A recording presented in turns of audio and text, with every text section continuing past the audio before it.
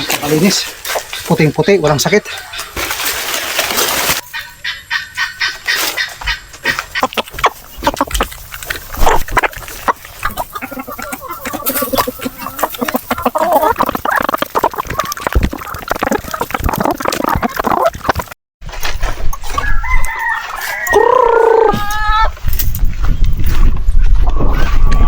Mag-aalas 2 pa lang mga ka-farmers. Kababalik ko lang dito sa ating mini farm. Naboboard ako dun sa bahay. Mas maganda tumampay dito sa ating mini farm. Sisilipin ko muna yung ating mga giniya o bingala. Baka nakalusot. Nandito pa yung iba.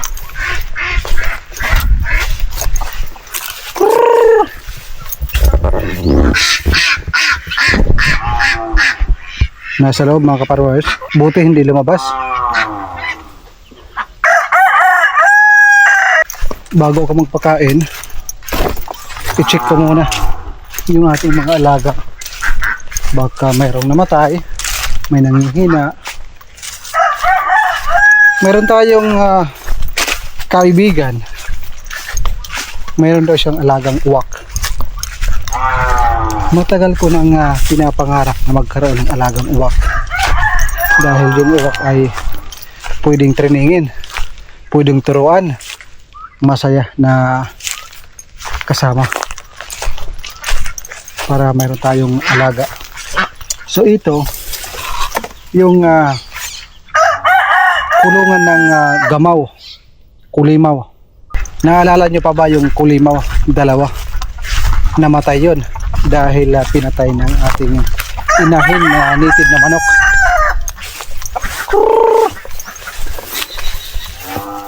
Okay naman sila. Kailangan siguro lagyan ng tubig. Pinatay yung ating gamaw kasi mayroong sisiw. Paglagay natin ng pagkain ng kulimaw dito sa loob, inapakan, manipis kasi inapakan, nakapasok dito yung inahin. Then tinuka ng tinuka, warak-warak yung mga liig. Hindi naman kaagad namatay, paisa-isa namatay. Yun sana yung aking gustong alagaan, pero walang swerte. Itong uwak, baka ito yung ano natin, magandang kasama kasi nati-training to. Kaya gagawa tayo ng kulungan ng uwak.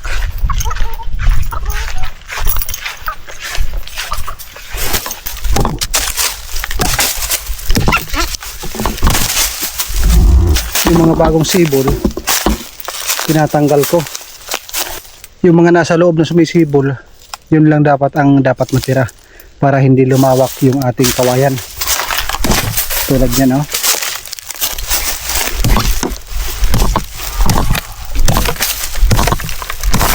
Tigas.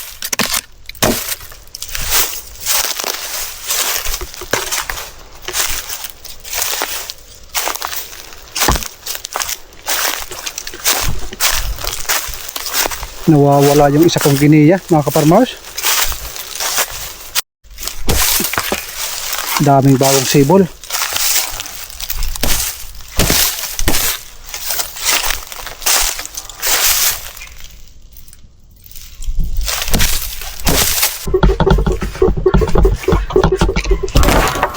Yan yung kahoy natin gagamitin. Pakaingin ng giniya. Gusto kong hanapin yung isa. Nandoon, baka may pugad.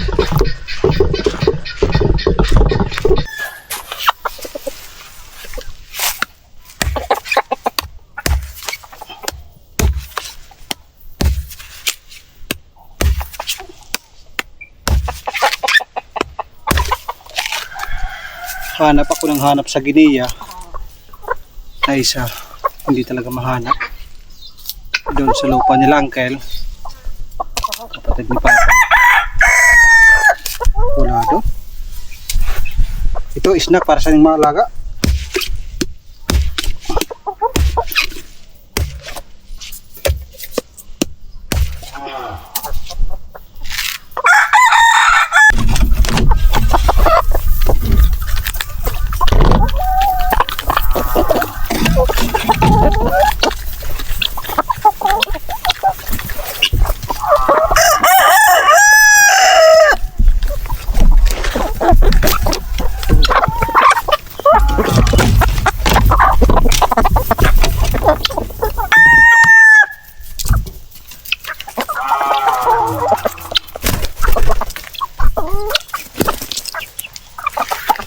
Okay pa kayo.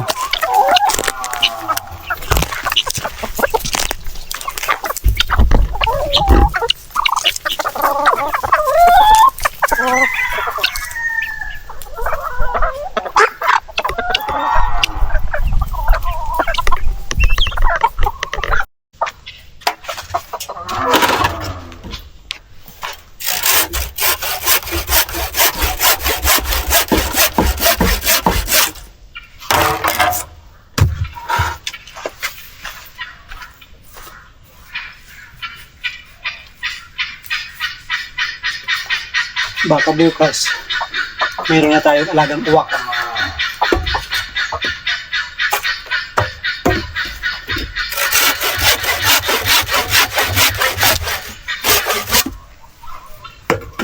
Ito na yung kanyang kulungan. Kailangan mahanda.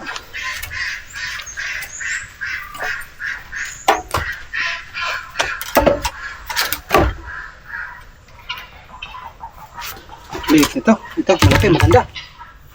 Mas patibay.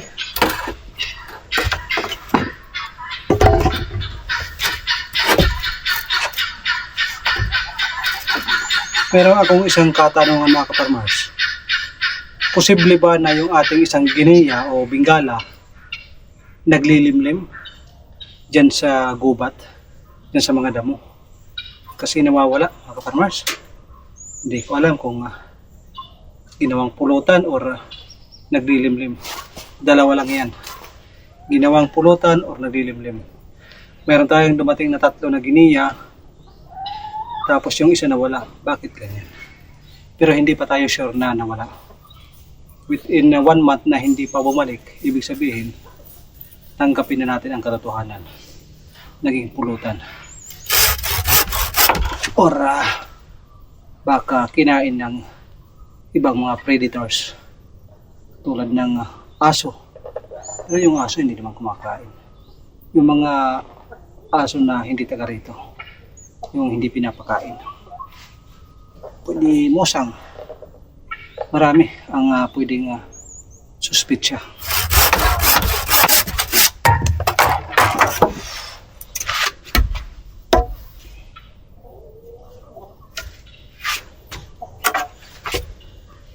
Si John hindi pumasok ngayon, absent.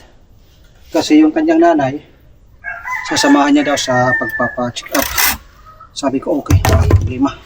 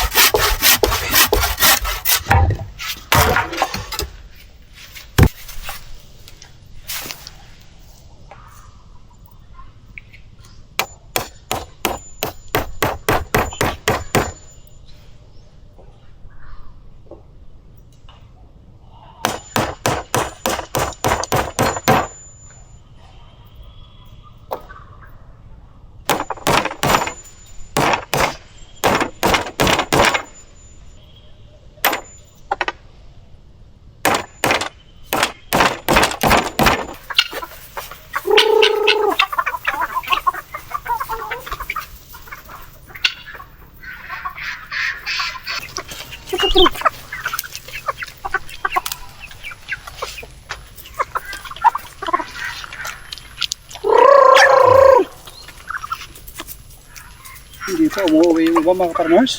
Last 3:30 na. Nagpakain muna ako bago ko tapusin yung kulungan ng uwak.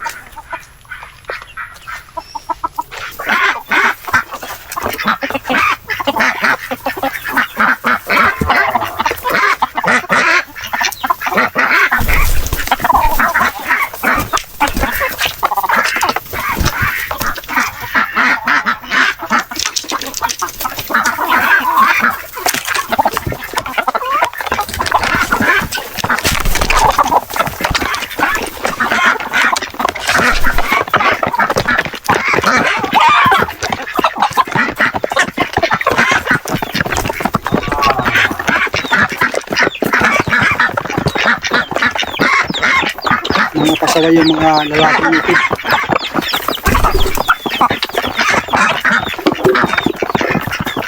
Pag nagpapakain ako ng commercial page, hindi ko sila pinapakain. Hindi naman mainitlog yan.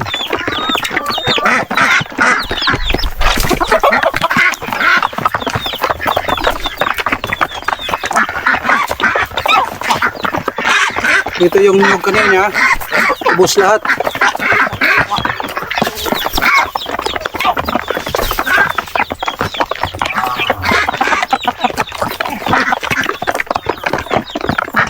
Mailak to. Ayaw kahon eh.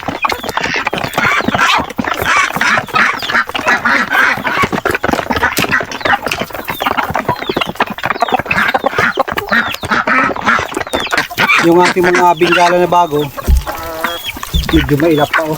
At saka dark ang kulay. Papakita ko mamaya. Nakita nyo na pala yung kinakain natin na bingala sa labas. Kaso yung isa nawawala.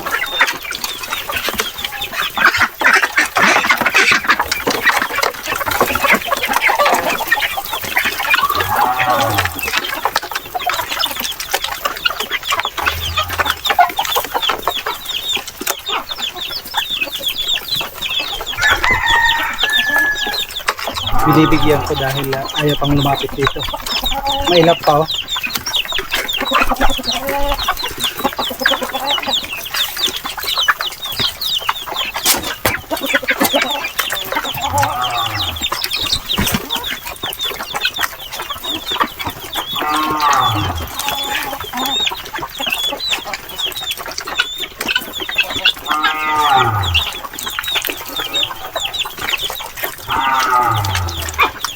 Akala ko lalayas, lilipad. Kasi kanina nang pinakawalan ko dito sa loob, lumipad. Pumunta sa kabilang kulungan, doon dumaan sa likuran ng bubong. Napakataas ng lipad at kamalakas. Buti na lang, pagbalik ko dito ng mag-aalas 2, nandito sa loob. Siguro mga 3 days to 1 week. Masasanay na sila dito. Ayan o, lumalapit na mga kaparmers.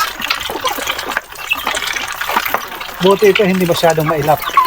Yung luma natin na bingala, grabe, sobrang ilap. As in, kailangan mo talagang lagyan ng kulungan na walang luluksan dahil lilipad sila at pwedeng lumayo. Itong native na manok, kahit maliit o, tapang, inaawa yung bingala. Pero yung bingala na yan, pag nasana yan dito, talo yan sila lahat. Ang kagandahan sa bingala, sa aking na-experience, nakikita ko dito, yung bingala, basta't hindi mo lang siya tukain, yung ating mga native na manok, pag hindi sila tinutuka, hindi naman sila nangangaway. Pero once na unahan mo sila, talagang lalaban. At sa tingin ko, masakit kung tumuka yung bingala dahil matulis yung tumuka. At saka nakikita ko tumatakbo yung lalaki na native na manok.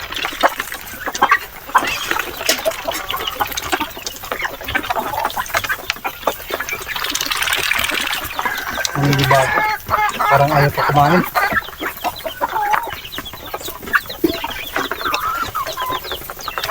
Hindi ko masyadong nilalapitan para hindi maging mailap. Unang araw ngayon. Ngayon. Yung kayong maliliit na native na manok.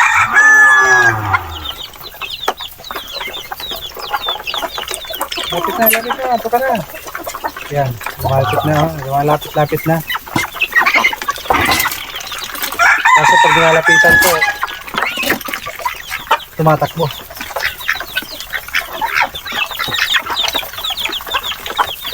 Karne ko sa pabo. Ang daming itlog ng ating heritage chicken.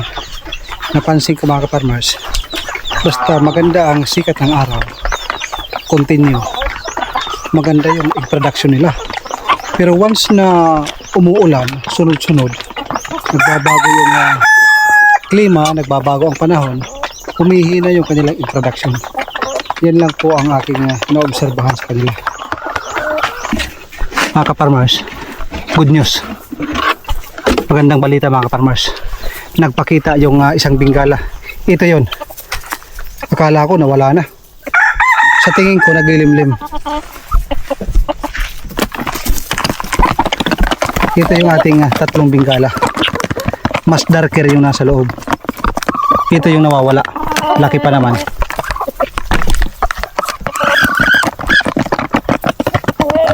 Siguro naglilimlim mga kaparmers. Sana nga. At hindi sana maulanan yung kanilang itlog. Dahil, ayan o, yung native na manok, tinutuka yung bingala. Pero pag lumaban yan, talo yan.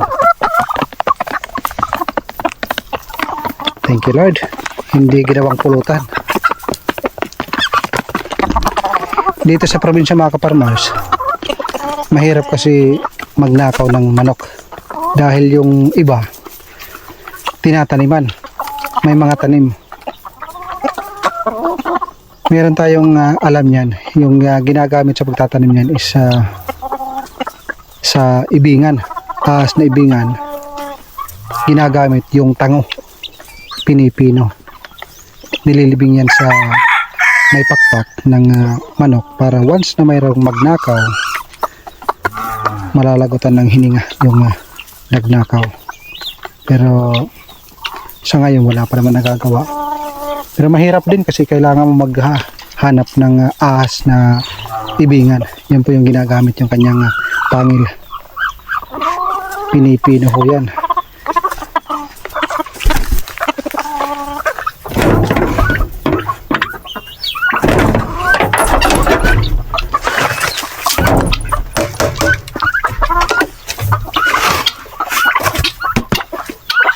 So, tingnan.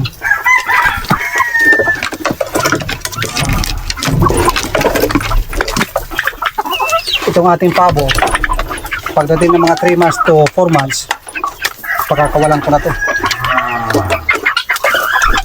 Kanina mga kaparmers, itong ating bingala, hinanap ko doon sa may mga damuhan yung kanyang pugad, pero hindi ko mahanap. Ngayon na nakita natin, susubaybayan natin, baka sakaling makita natin kung saan na nagpupugad. Ito palagi yung aming problema. Problema ko lagi yung inuman ng manok. Palaging nalalagyan ng rice hull.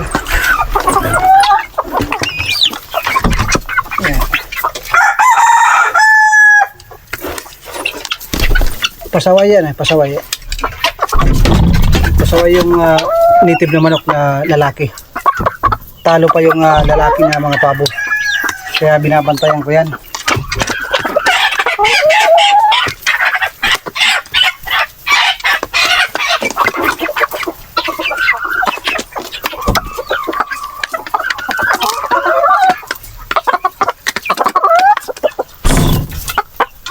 Tigas ng ulo itong native na manok. Yung isa namatay, sayang. Alis ka dyan dahil nakakakain ka naman sa labas. Yung mga pabo hindi. Malalaki na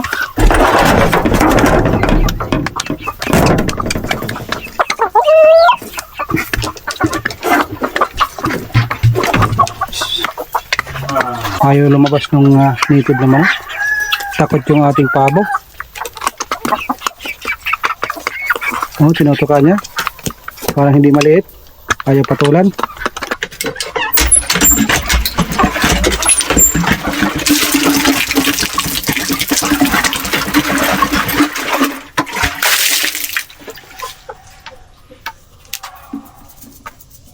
Sikreto na ng mga logi. Sikreto ng mga logi. Meron tayo isang kaparmers. Ay hindi yan kaparmers. Ano yan, utak talangka. Palagi nagko-comment. Halos lahat ng aking video kino-comment niya. Nag-iiwan siya ng bakas. Asar na asar siya sa akin. Bakit kayo may mga taong gano'n, no? Palagi niya kung sinasabing buy-lugi, walang kita, hindi maganda yung vlog ko. Hindi ko naman siya pinipilit na manood. Diba? Ewan ko kung ito hindi ko pa mamayabang eh. Ewan ko kung sabihin ko sa kanya na ito hindi pagmamayabang. Para lang ito sa isa nating utak talangka na nagko-comment lagi sa ating video. Na palagi siyang nagsasabi, boy logi, walang kwenta yung vlog ko. Walang kita. Kaya kung sabihin ko sa kanya na mayroon akong 70,000 to 100,000 every month, utak ang gamitin. Kaya sa mga gusto pumasok sa farming business, nasa abroad ka, ito gusto kong i-share sa inyo. Alam kong iba sa atin ay ibabash. Ako, sasabihin lang is yung mga ginagawa mo is for content purposes lang. Tama ho kayo. Dahil nung nasa abroad ho ako, ang mga pinapanood ko si Jigger Villacorta, Dexter's World, Agri sa Agri, marami mga kaparmers, marami. Si Kaparmers, yung sa akin Kaparmers idea. So, ito, mabahay ko sa inyo ang totoo. Ako, hindi po ako marunong mag-vlog, hindi po ako halos marunong mag-edit, wala ho akong hilig. In short, ganun, wala po akong kaalaman dyan sa mga editing. Gamit ko lang is iPhone 6. Palaging umiinit. Bakit may butas yung aking Ito, babahay ko sa ating mga kapwa ko OFW, nagtatrabaho ko man ngayon. Mataas ang iyong mga plano sa buhay. Gusto mong makasama ang iyong mahal sa buhay. Ito, i-share ko sa inyo. So, sa una, nag-vlog ho ako. Expert po ako sa flower maker. Tapos, yung aking amo na Pilipino, taga Pangasinan, grabe. Sinabihan niya ako, huwag ka na mag-video, huwag ka na dahil bawal. Sa totoo lang, hindi naman bawal. At maganda yun dahil may expose yung company. So, sabi niya, bawal. Insecurity lang pala. Pagkatapos noon, after 1 month, after na nalaman na kumikita na pala ako, nag-vlog sila pero hindi na-success dahil nga wala silang pasensya at walang diskarte. So ito, pandemic simula ako. Pinagtawanan ako ng aking mga katrabaho. Sabi niya, halika dito, magtungit tayo, 1 real, 1 real. So, ako naman, mataas po yung aking plano sa aking buhay. Hindi nila nakikita yun na meron akong plano. Akala lang nila, kalukuhan lang yung aking pag-vlog. Nag-job ako sa farming vlog.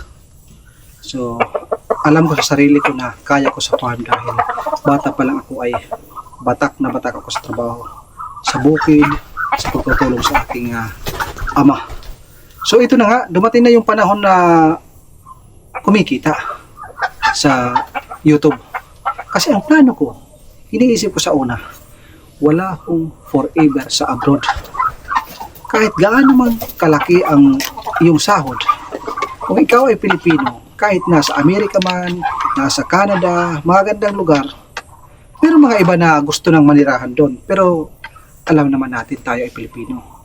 Babalik na babalik tayo sa ating bansa at kung mananatili ka man dito, siyempre para hindi mapaso yung visa mo kung nasa Canada ka. Sila marunong yun. Ako, kung baga, naririnig ko yun. Babalik sila every 6 months. Pero may pusong Pilipino ka talaga na mamimiss mo ang iyong probinsya na babalik ka dito. So ito, sa mga taga Middle East, ayan, sa mga hindi kagandahan ng trabaho, katulad ko. So hindi naman ako kagandahan yung aking trabaho, pero nakatipid din ako ng magandang sahod. So ayan, ang aking talagang plano ay mag-YouTube ako.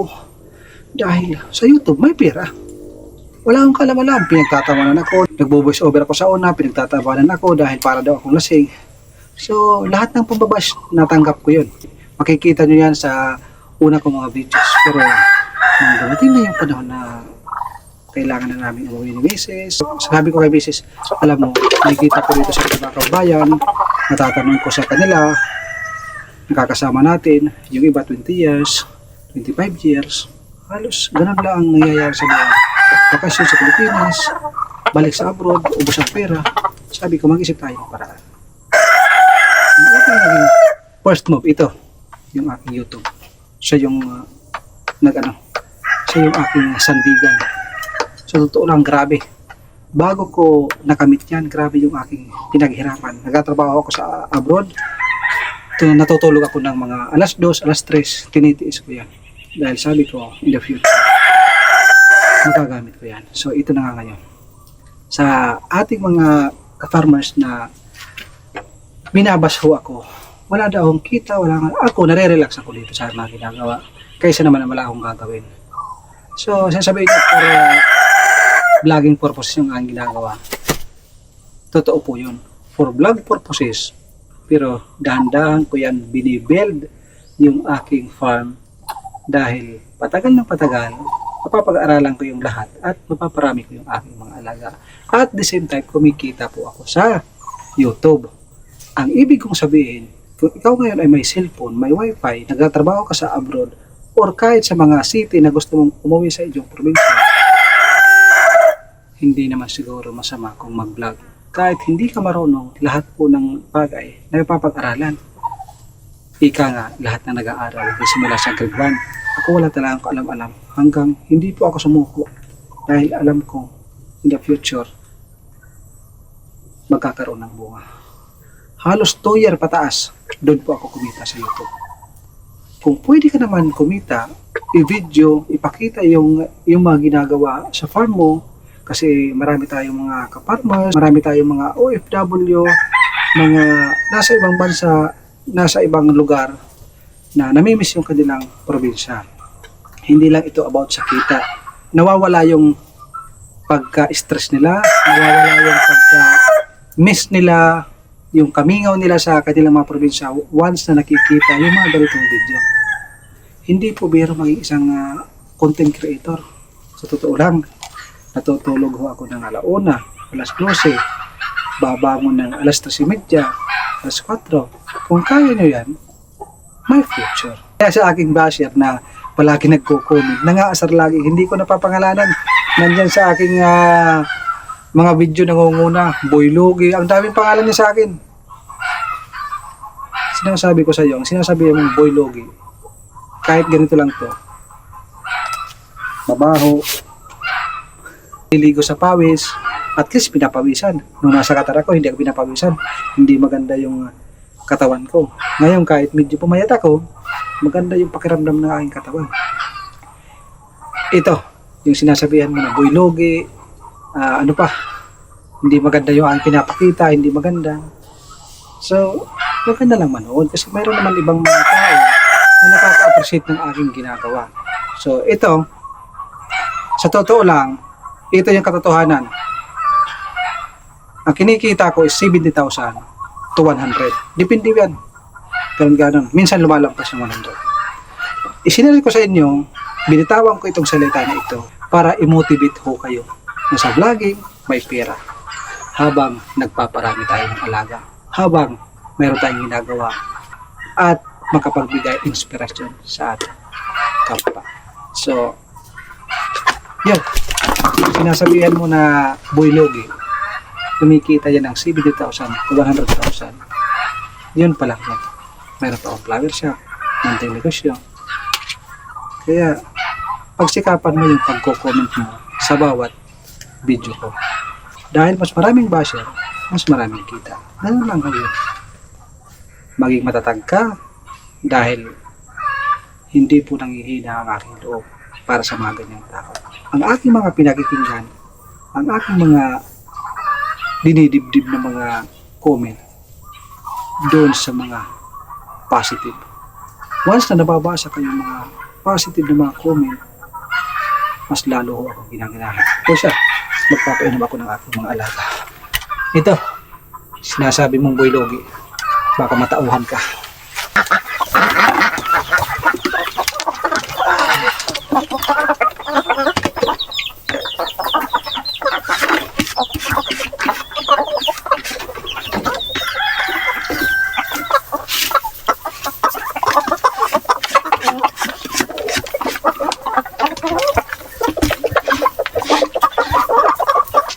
Dito si Boy Logi, may mga libre na itlog, hindi ko na kailangan bumili.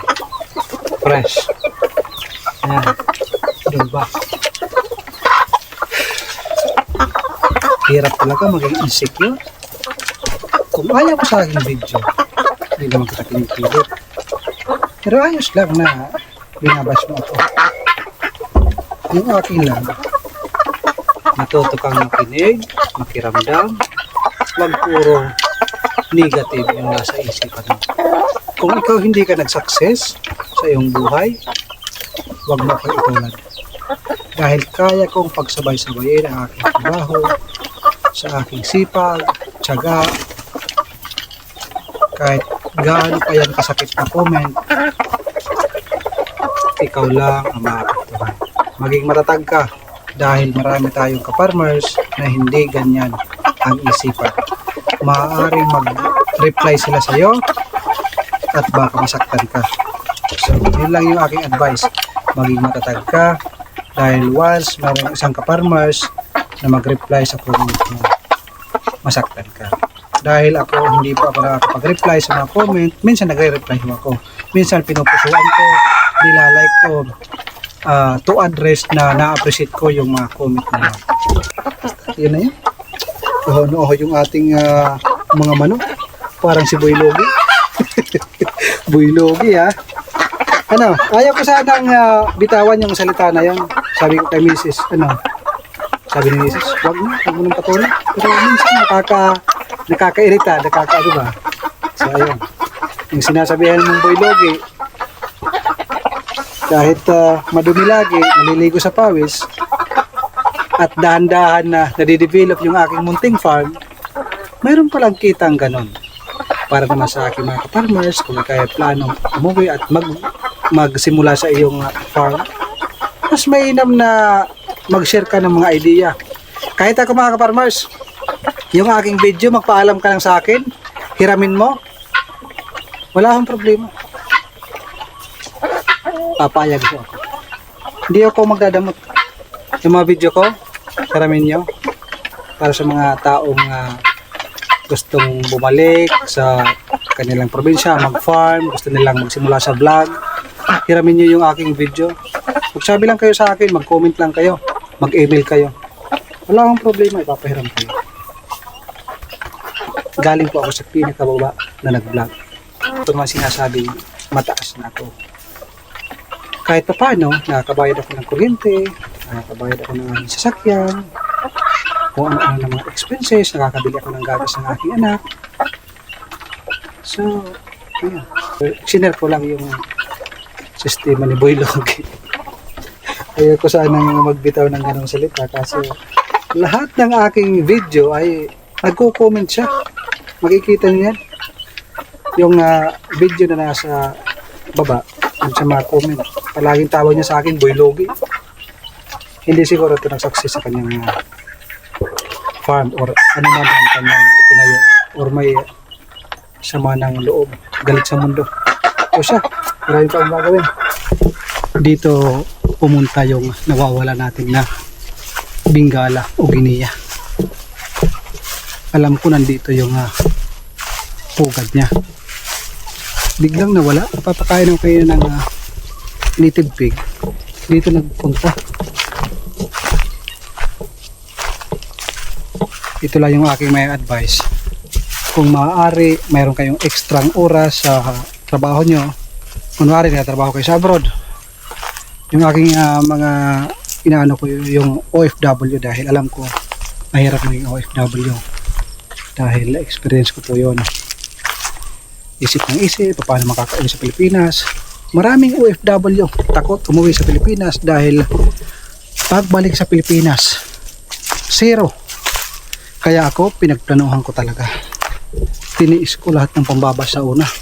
Sabi ko, magsasucess din ako. So yun, kahit papano, pakunti-kunti ngayon, sa pag-uwi namin ni Mrs. sa Pilipinas, hindi po ako nahirapan sa aming pagkain.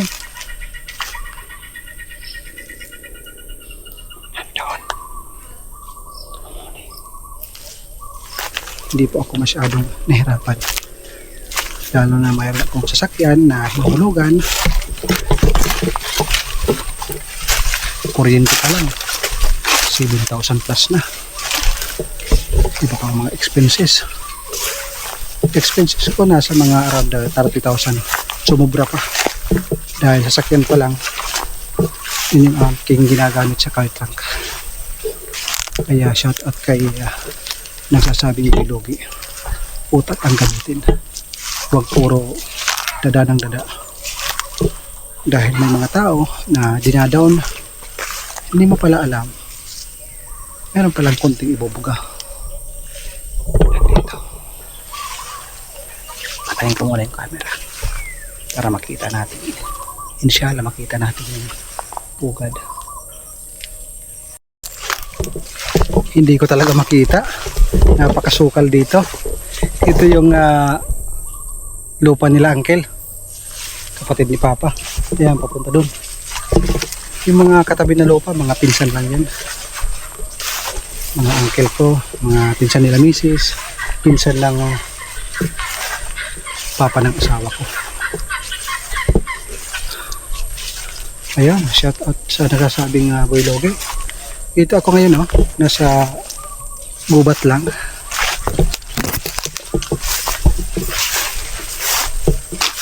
Ramdam na ramdam ko yung pag-amoy ng preskong hangin. Bayabas na presko. Oh, daming bayabas, Kal. Akin na lang to. Dami, oh. Dami. Grabe. Pakain natin sa ating mga alaga. Yung iba, pasalubong ko kay misis. Sa Qatar, nandun kami. Napakamahal.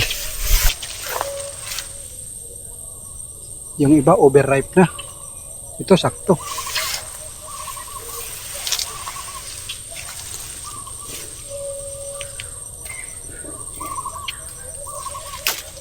Ito si Boy Logi, oh.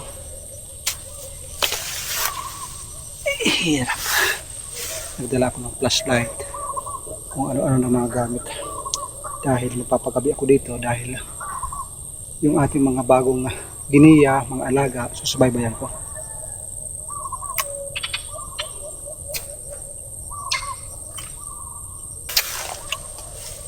Alam nyo, pag tumatanda tayo, lalo na kung taga-probinsya tayo, ito yung mga bagay na ating mga namimiss, mga na-experience natin ng bata pa tayo, naalala natin.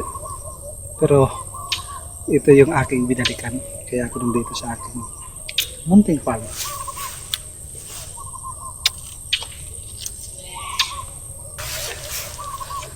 Mga overripe yung iba, pilihan natin tapos ibigay sa ating mga alaga. May pagbunga, dami sumusunod. Doon niya sa loob sa akin, marami din. Yung ating native naman sumusunod, oh. Kilala din tayo kahit saan tayo magpunta. Oh. Grabe. Kinakain niya yung balat ng bayabas.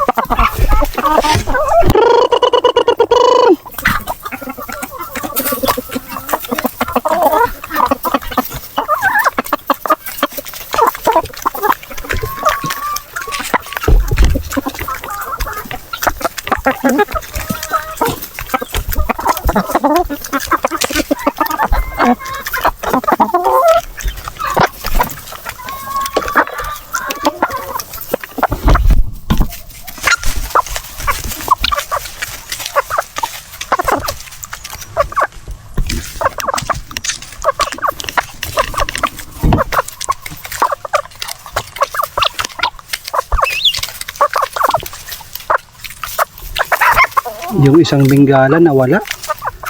Oh, dalawa na lang ulit. Yun yung asawa, oh. Yan. Yan yung lalaki. Hinatid niya doon sa apugan, nakita ko. Pero umikot lang doon sa may damuhan, nawala. Mahanap ko rin yan.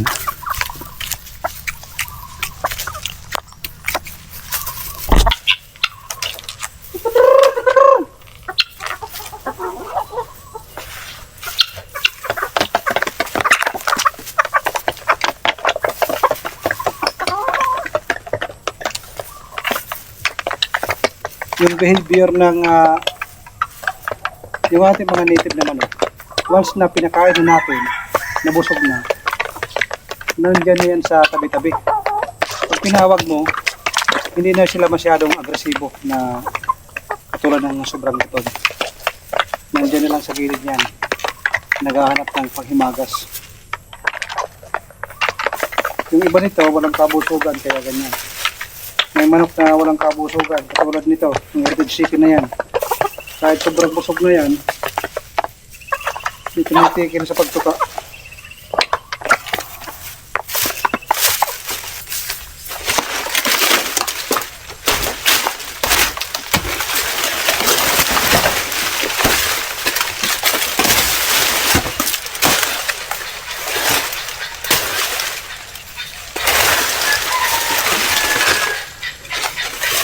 Basta.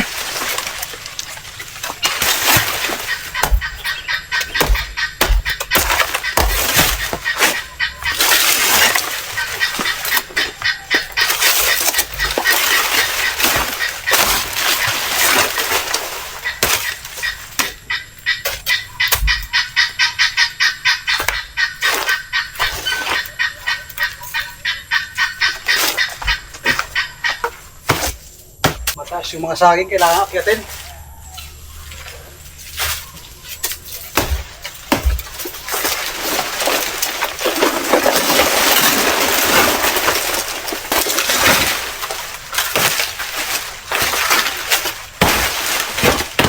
Halos lahat ng ating saging, mayroong pugad.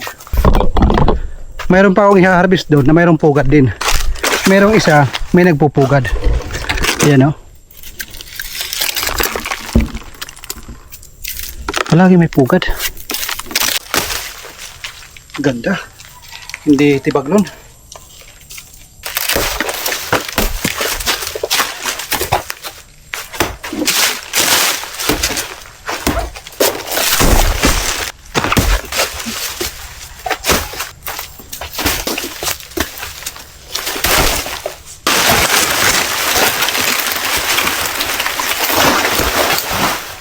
Napakalinis ang puno ng mga saging. Pwede matulog dito.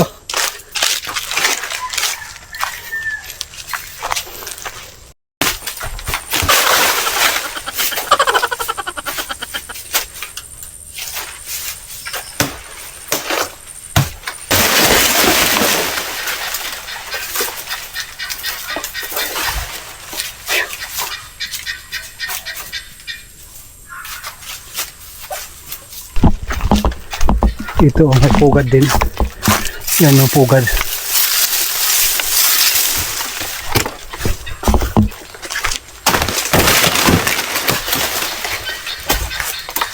Napakalinis. Puting-puti, walang sakit.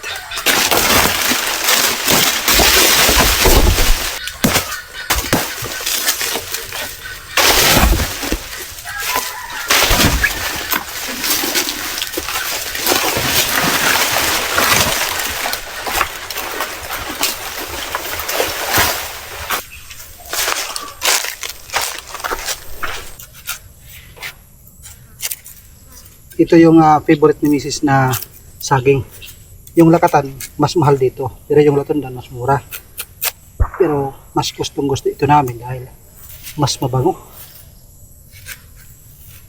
Kaya pag alam ni Mrs. na merong ganitong saging, palagi yung sinasabi na dalhin mo yan dito sa bahay.